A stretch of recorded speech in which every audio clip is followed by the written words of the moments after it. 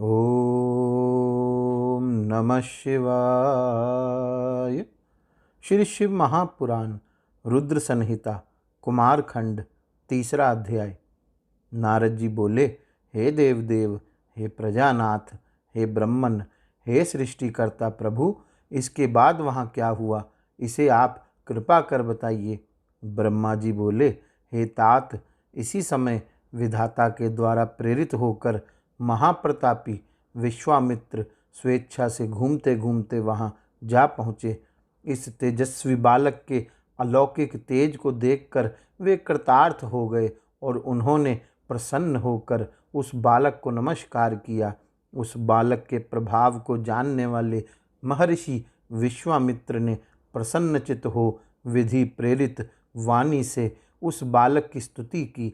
महान लीला करने वाला वह बालक अत्यंत प्रसन्न हुआ और अद्भुत हास्य करता हुआ विश्वामित्र से बोला। शिवपुत्र बोले, हे महाज्ञानिन, आप अचानक शिवेच्छा से यहाँ आ पहुँचे हैं, अतः हे तात, वेदोक्त रीति से मेरा यथाविधि संस्कार संपन्न कीजिए। आज से आप प्रसन्नतापूर्वक मेरे पुरोहित हो जाएं।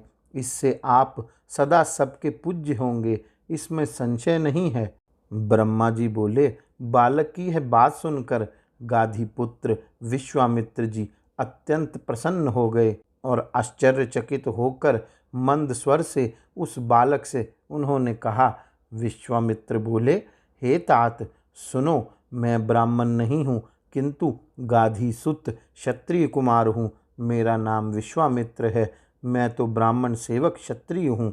हे श्रेष्ठ बालक, मैंने तुमसे अपना सारा चरित्र निवेदन कर दिया।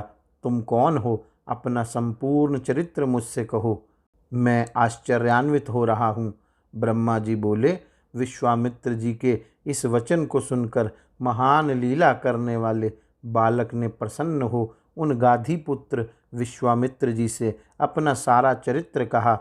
शिवसुत बोले, हे विश्वामित्र जी, आप मेरे वरदान से ब्रह्म ऋषि हैं, इसमें संशय की बात नहीं है। वशिष्ठ आदि ऋषिगण भी आदरपूर्वक आपकी प्रशंसा करेंगे। इस कारण आप मेरी आज्ञा से मेरा संस्कार करें। यह सब रहस्य आपको गुप्त ही रखना चाहिए, कहीं नहीं कहना चाहिए। ब्रह्मा जी बोले, हे देवऋषि। तदंतर विश्वामित्र जी ने परम प्रेम पूर्वक वेदोक्त रीति से भगवान शिव के उस बालक के संपूर्ण संस्कार संपन्न किए। महान लीला करने वाले प्रभु शिवपुत्र ने भी बड़े प्रेम से महर्षि विश्वामित्र जी को दिव्य ज्ञान प्रदान किया। नाना प्रकार की लीला में पारंगत अग्निपुत्र ने विश्वामित्र जी को अपना पुरोहित बना लिया। उसी समय से वे विश्वामित्र द्विजश्रेष्ठ के रूप में प्रतिष्ठित हो गए।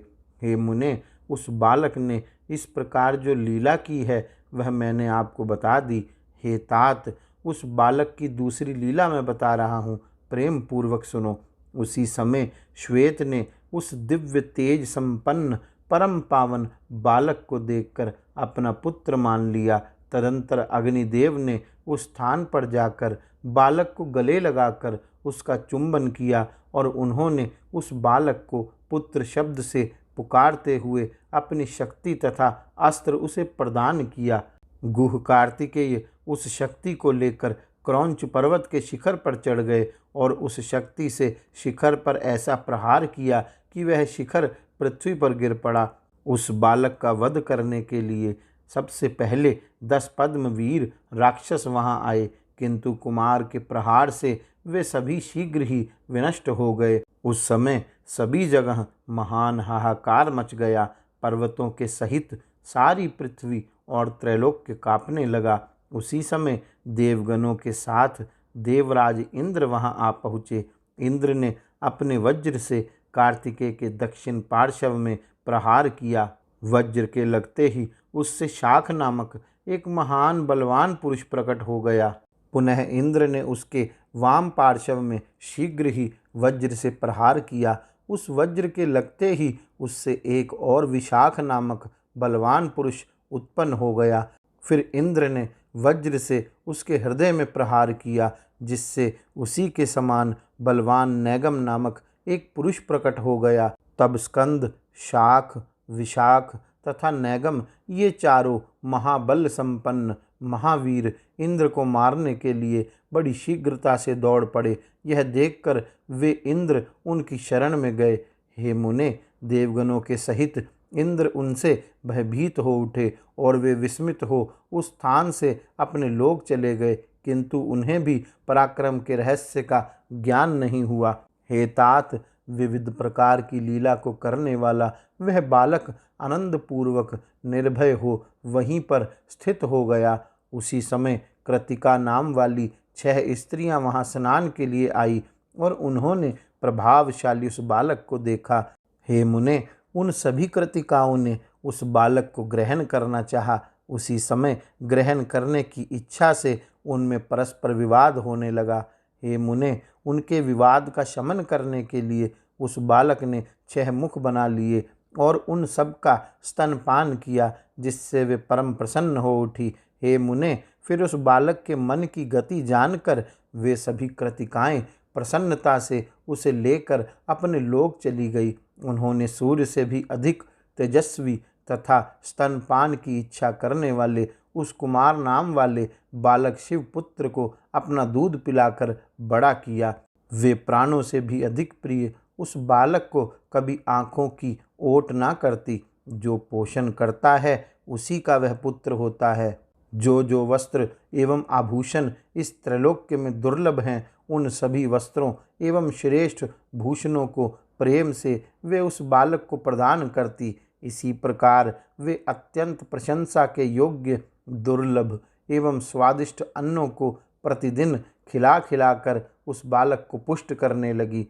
हे तात, इसके बाद एक दिन कृतिकाओं के उस पुत्र ने दिव्य देव सभा में जाकर बड़ा सुंदर चरित्र किया और महान लीला करने वाले वह बालक संपूर्ण देवताओं सहित विष्णु को अपना महान अद्भुत ऐश्वर्य दिखाने लगा। उसकी इस महिमा को देखकर विष्णु सहित अन्य देवगण तथा ऋषि अत्यंत आश्चर्यचकित हो गए और उस बालक से पूछने लगे कि हे बालक, तुम कौन हो? उनकी बात सुनकर उस बालक ने कुछ भी नहीं कहा और वह शीघ्र ही अपने घर चला गया और पूर्ववत गुप्त रूप से रहने लगा। इस प्रकार श्री शिव महापुराण के अंतर्गत द्वितीय रुद्र संहिता के चतुर्थ कुमार खंड में कार्तिकेय की लीला का वर्णन नामक 3रा अध्याय पूर्ण हुआ। गौरी शंकर भगवान की जय। ओम नमः शिवाय।